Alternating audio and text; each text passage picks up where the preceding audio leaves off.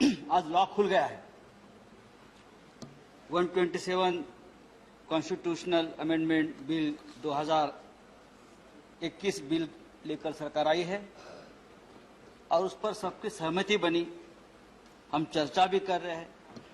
Pegasus के बारे में शाम को बात करेंगे। बिल ऐतिहासिक है, बिल क्रांतिकारी है, लेकिन अगर एक क्रांतिकारी है तो इस क्रांति का श्रेय महाराष्ट्र में चल रहा मराठा क्रांति आंदोलन को देना पड़ेगा। इसकी वजह से आपको ये बिल लाना पड़ा।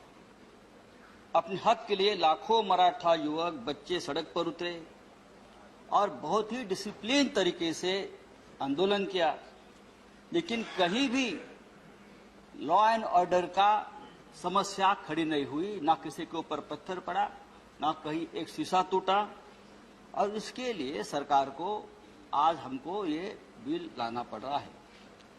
इस विधेयक के तहत राज्य सरकार का ओबीसी के लिए आरक्षण की सूची तैयार करने और अपने हिसाब से उन्हें आरक्षण देने का अधिकार मिल जाएगा। और इसके लिए महाराष्ट्र के मुख्यमंत्री उद्धव ठाकरे जी, डिप्टी सीएम अजित पवार, अशोक चव्हाण सब दिल्ली में आए, प्रधानमंत्री जी से मिले और आग्रह किया कि जब तक आप ये अमेंडमेंट नहीं करेंगे तब तक हम आगे नहीं जा सकते। महाराष्ट्र में मराठा समाज ने एक लंबी लड़ाई इसके लिए लड़ाई है। और लेकिन क्या इस संशोधन के बाद मराठा आरक्षण का मार्ग साफ हो जाएगा? मुझे लगता है नहीं, और इंतजार करना पड़ेगा। क्योंकि 5 में जो सुप्रीम कोर्ट में जो फैसला दिया है कि मराठा आरक्षण का जो कानून महाराष्ट्र के असेंबली में बनाया था उसे सुप्रीम कोर्ट ने खत्म कर दिया।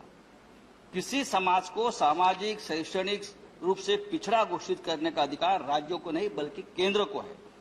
ये जब कहा तो महाराष्ट्र में बहुत बड़ा हंगामा हो गया, वापस आंदोलन शुरू हो गया और कोर्ट ने 1992 के इंदिरा साहनी वर्सेस केंद्र सरकार मामले का जो फैसला है वो कायम रखा। वो फैसला क्या था कि किसी भी आधार पर रिजर्वेशन का कोटा 50% से ज्यादा होने पर जो रोक लगाई गई थी वो कायम रही। राज्य अपनी तरफ से रिजर्वेशन की लिस्ट में किसी और कम्युनिटी का नाम नहीं जोड़ सकते और ये फैसला national commission for backward class करेगा।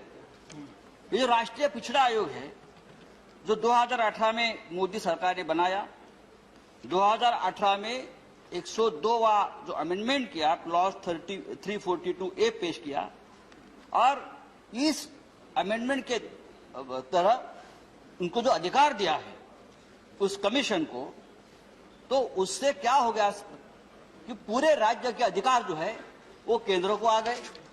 उसी वक्त सबने चेतावनी दी थी कि इतने ज्यादा अधिकार आप एक कमीशन को, केंद्र को मत देना और राज्य के अधिकार मत छीनना।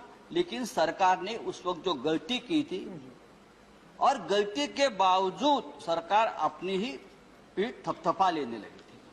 बात ऐसी है, ये आदत है, उससे सीखना चाहिए। गलती का भी इवेंट कैसा करें, संजय जी चेयर को गलती का भी इवेंट, फिर गलती दुरुस्त करने के बाद उसका उत्सव मनाने का इवेंट, ये सरकार से सीखना चाहिए। और उनको ये इतना कॉन्फिडेंस कहां से आता है ये मुझे मालूम नहीं। अगर इतना कॉन्फिडेंस है थोड़ा हमारे पास उधार दे दो, यहाँ भी थोड़ा कॉन्फिडेंस की जरूरत है। सर आज आप ये बिल लेकर आए हैं, लेकिन ये बिल आधा अधूरा है। ये बिल में आपने अमेंडमेंट के बावजूद भी जब तक आप आरक्षण पर जो 50% का जो सीलिंग आपने रखा है वो 30 साल पुराना है, 30 साल हो गए। 30 साल में वो ऊपर अगर आप नहीं बढ़ाओगे तो ये आज अमेंडमेंट किया है और कुछ आप बदलाव करेंगे, कुछ नहीं। यहाँ इस सदन में देखिए हमारे छत्रपति संभाजी राजे बैठे हैं, ये आंदोलन के नेता थे। छत्रपति जी हमारे कोल्हापुर के ये जो आंदोलन चला सबसे बड़े नेता तो छत्रपति साहब थे हमारे। आज उनको भी यही भावना है कि 50% का आरक्षण जो है उसकी मर्यादा बढ़नी चाहिए। सर आज महाराष्ट्र में नहीं देश भर के ओबीसी बीसी के लाखों युवा अपनी तरफ देख रहे हैं कि हम क्या करने जा रहे हैं।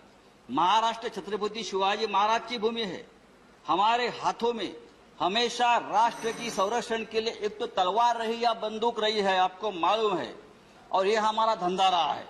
हमारे हाथों में कभी तागड़ी तराजू नहीं आया, ना चोपड़ी आई, हम तो लड़ते रहे, और इसीलिए सामाजिक न्याय की आस लेकर हम यहाँ खड़े हैं। ये सोशल जस्टिस का मामला है, ये पॉलिटिकल सोशल इंजीनियरिंग का मामला नहीं है।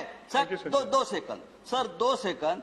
छत्रपति शिवाजी महाराज के वंशज शाहू महाराज ने अपने राज्य कोल्हापुर में सामाजिक न्याय स्थापित करने के लिए पहले इस देश में सबसे पहले कदम उठाई थी। 26 जुलाई 1902 यानी 119 साल पहले छत्रपति शाहू जी महाराज ने यह ऐलान कर दिया था कि उनके राज्य में सभी सरकारी नौकरियां और स्कूल कॉलेज में अब से दलित, पिछड़ों और आदिवासियों के लिए 50% आरक्षण दिया जाएगा। SC, ST, OBC का 50% आरक्षण देने वाला वो राजा महाराष्ट्र का था, वो राजा मराठा था। आज वही मराठा समाज महाराष्ट्र में अपने हक के लिए सड़क पर उतरा और न्याय मांग रहा है। उसे नहीं चाहिए, उसे अधिकार चाहिए। और मुझे थैंक यू, धन्यवाद, धन्यवाद। श्री विनय विश्वम, नॉट प्रेजेंट।